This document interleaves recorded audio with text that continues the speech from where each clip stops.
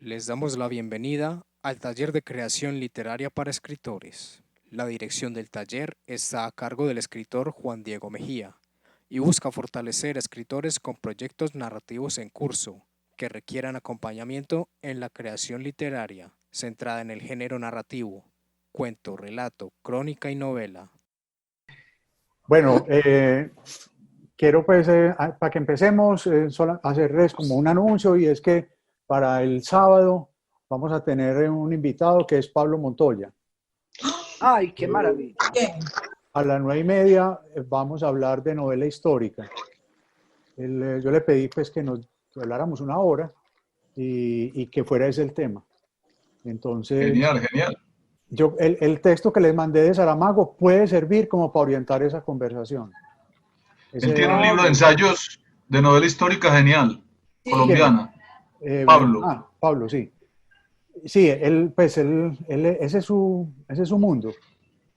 Pero me gustaría mucho como que indagáramos cómo se prepara, qué es lo que lo motiva como a meterse en una época. Eso. En fin, lo mismo como si fuera una obra común y corriente, pero este tiene un elemento adicional y es que necesita una disciplina especial. Y vamos a ver, pues, si se necesita ser tan erudito como él o qué, que nos hable, que nos cuente de eso. Y lo otro es que para octubre, Ricardo Silva dijo que él quería venir en octubre, pero que no puede sino un viernes a las 11 de la mañana. Dije que no hay problema, pues. Lo hacemos viernes. Organizamos, ¿cierto? Sí, no importa. Sería el viernes 16 a las 11. Pero yo los cito, pues yo los invito. Los cito, sí. De todas maneras voy a abrir la invitación también a los otros talleres porque aquí máximo somos 40, entonces otros 60 se pueden unir. Vamos a ver si les interesa. Juan, pero el 16 cae miércoles. Bueno, entonces es el... Bueno, no 16 sé. de septiembre, entonces sería el 18. No, de octubre. De octubre. No, entonces sí, está bien. Cae viernes. ¿A las qué me dijiste? A las 11. Ok. Porque él los sábados tiene que cuidar a los niños y no puede. No me imagino a Ricardo todo chiquito cuidando a los niños cuidándolo a él. Él es muy chiquitico. Es como la estatura de Julio. Es como el documental de este cantante de salsa, Rubén Blades. Cuando le preguntaban que cómo hacía para bajarse de las nubes, que cuando iba a las giras, que todo el mundo lo trataba como un dios y que cómo hacía para estar como con el piso a tierra cuando llegaba a la casa. Entonces cuenta que la mujer lo ponía a sacar la basura. Y lo muestran sacando la basura. Sí. Yo mido 1,49 sin hacer trampa. 1,49. No. Sin hacer trampa. 1,49 de tenis, con tenis, descalzo por ahí, 1,45. Pequeño gigante. Sin hacer trampa. Ok, bueno, empecemos. Empecemos, Mateo. Mateo, trabajamos tu texto primero. Hola Juan, hola, buenos días a todos. ¿Cómo Dale, estás? no hay problema. Listo. Buenos días. Mateo, perdón.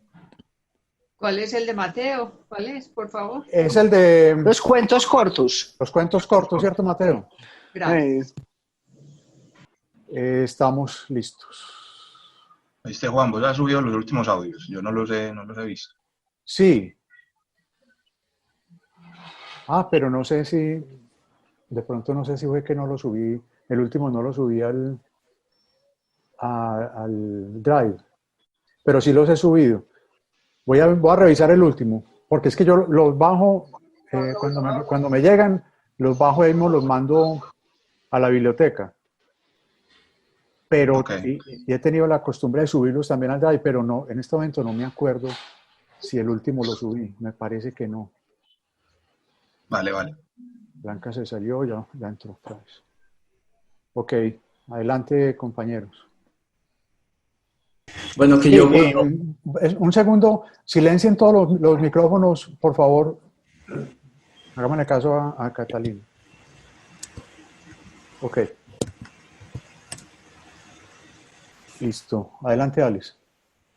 Bueno, que yo cuando los leí, pues a mí lo primero que me causó, o lo primero que noté fue, pues no identifiqué a Mateo, pero sí identifiqué como a alguien que escribe muy bien, que yo veía las imágenes frente a mis ojos, pues no me costaba mucho como pensar y entender lo que estaba leyendo, sino que era muy, muy natural la medida como yo iba entrando a la historia y cómo veía todo, casi que cinematográficamente.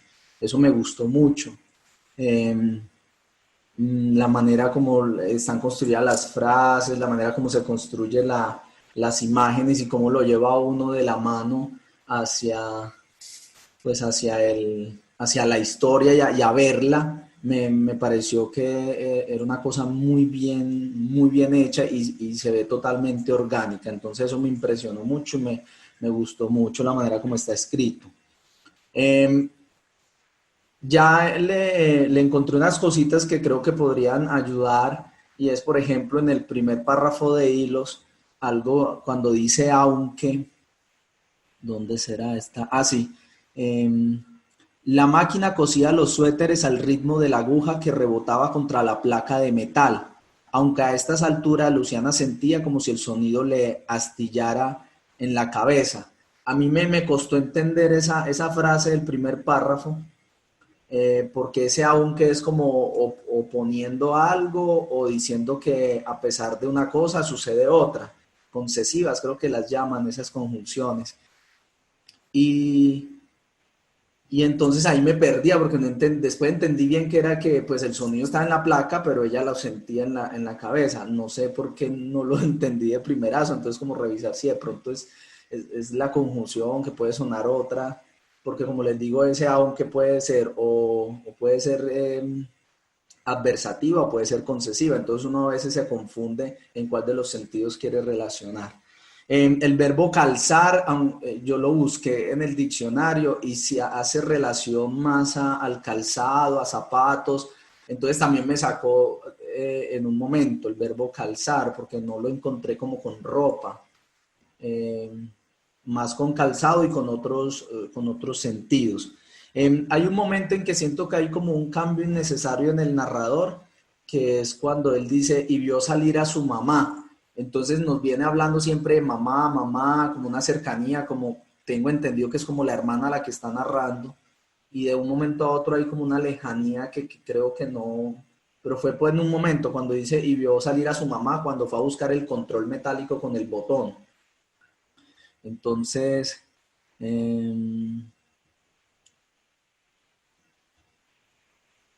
por ahí, es como por ahí, sí.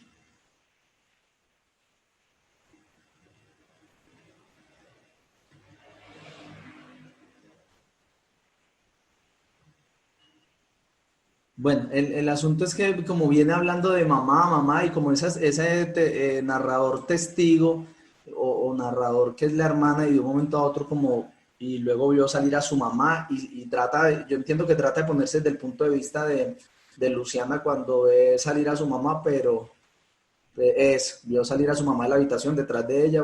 Entonces siento que ahí hay como un cambio de punto de vista como para poner que estamos viendo desde Luciana, pero a mí se me sintió raro ese cambio ahí.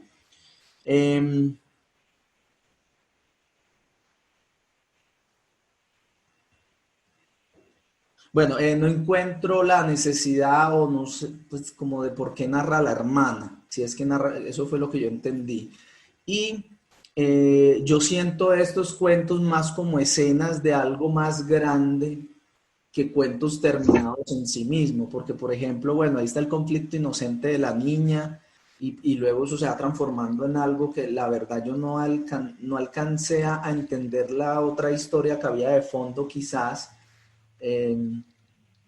Quizás de pronto me faltó más atención al leer. pero creo que como si ahí hay un conflicto con los miedos, con también como que la niña coge y después se vuelve un poco cruel como con el osito pareciera, o deshila el miedo y destruye el miedo, pero creo que quizás de pronto necesita ser o un poquito más desarrollado o para que tenga como más intensidad y ser más interesante. Como digo, yo lo siento como un fragmento o una escena muy bien construida en todos sus elementos y muy bien narrada, pero que quizás se puede ampliar un poco y darle un poco más de desarrollo. No sé si es el asunto de los cuentos desarrollados para concursos que tienen que ser de tanta extensión, no sé si es ese asunto. Pero en términos, por ejemplo, de la escritura, la construcción, yo siempre lo dije la otra vez con el cuento de Maná, si no estoy mal, que era de Mateo también. Sí, creo que es ese. Mateo sabe construir muy buenas atmósferas, o sea, creo que las atmósferas, si una cosa tiene Mateo es esa construcción de escenas y atmósferas que a mí me impresiona mucho. En relación con A Tiempo, los mismos comentarios en relación como con la construcción del texto. Pero este sí que lo vi mucho más como una escena de algo más grande, una escena muy completa, una atmósfera muy bien construida, pero de algo mucho más grande, como un cuento, de una novela.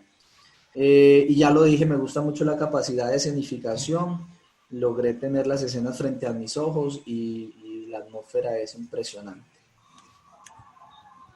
Dos cositas, Alex. Viendo las preguntas del chat o los comentarios, ¿por qué sientes que es la hermana la que narra? Porque él dice, no sé si lo puede poner al principio.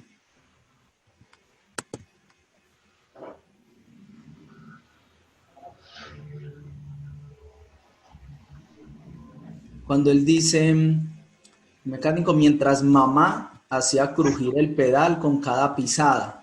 Entonces, si yo digo mamá, si yo voy a decir mientras la mamá hacía crujir, yo hablo de la mamá de Luciana, pero si yo digo mientras mamá, estoy hablando de mi mamá. Y después dice, listo, le dijo mami.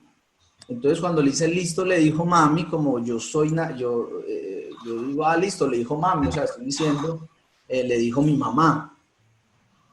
Luciana, pero, Alex, es una pregunta. Como antes de que hable el autor, todos somos especulando. Y es simplemente como recibe uno las cosas sin tener acceso al que lo hizo. ¿No cabría la posibilidad de que fuera un cuento dirigido a niños en el que se utiliza ese lenguaje de mami, pues un lenguaje decididamente infantil, en el que, digamos, casi como que es obligatorio también pensar en imágenes y que esas imágenes sean complemento, por lo menos que ilustren todo lo que estamos leyendo? A mí este cuento me pareció muy infantil, bellamente infantil, y por eso es que lo digo, porque ahí cabe que el narrador hable en esos términos, porque el niño que está leyendo se pone en el papel, pues está viendo la película y sabe quién es mami, quién es mamá, en fin. Es una especulación, como les digo, no sé qué pensás.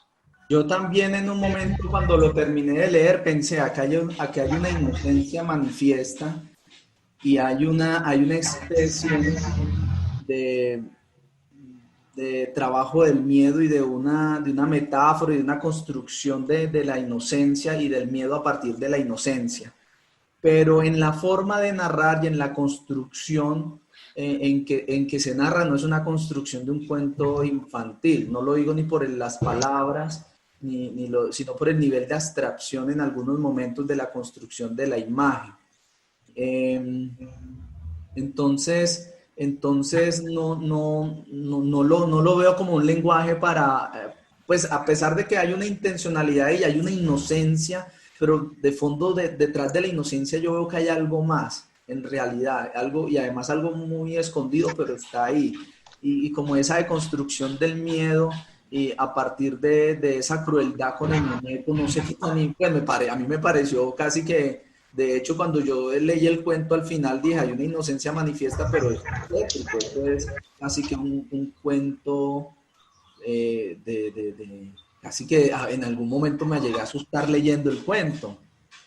Entonces, entonces ahí, o sea, no lo identifico como un cuento infantil, la verdad, a menos que ese sea la intención, como asustar a los niños, pero en la misma forma del cuento y luego darse cuenta de que no es así. Me parecería genial, pero la verdad, como lo veo desde el lenguaje y la construcción, no está dirigido a niños. Ok, perfecto. Bueno, Oscar, Caro y Aleja. Bueno, acerca de lo de mamá, la primera impresión que yo tuve en la lectura era como un argentinismo. O sea, yo no sé por qué sentí como una voz del Río de la Plata, que utilizan mucho esa forma de mamá, de decir mamá, papá, sin el su y sin la. Y me lo confirmó mucho el sos grande, y otro, está lindo, tratando de creérselo. No sé, unas frases que me remitieron mucho a unos coloquialismos argentinos. Bueno, yo sí creo que el cuento trata, sobre los miedos de la infancia, pues es el tema fundamental del texto. Y una cosa que no cuadra es que tiene demasiados diminutivos, o sea, que es una falla cuando vamos a hablar de los infantes, utilizar bolitas, pelotitas, busitos, pellizquitos, no sé qué. Entonces eso desdibuja un punto el mundo infantil con esos diminutivos. La estructura de este cuento corto, pues primero tiene un párrafo de introducción donde presenta a los personajes y a una bola de tela. Luego viene un diálogo donde prácticamente está el conflicto, que es que hay un monstruo en el closet, y una posible solución, que es el control.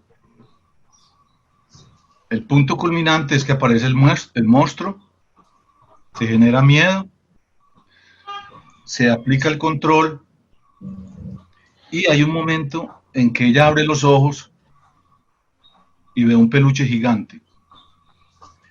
Este peluche gigante nos remite como un poquito como a la fantasía ya de esa niña con ese peluche. Y termina construyendo con los hilos del peluche otra bola de lana. Ese es como el cierre, es el cierre del cuento, y parece que ese es como el hilo narrativo, es ese hilo, los hilos, ¿cierto? Que empieza con el gato Simba jugando con esa pelota y termina con esa.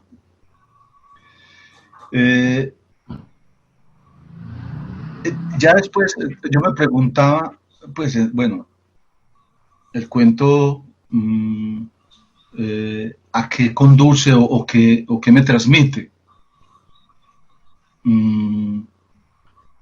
Y yo, pues,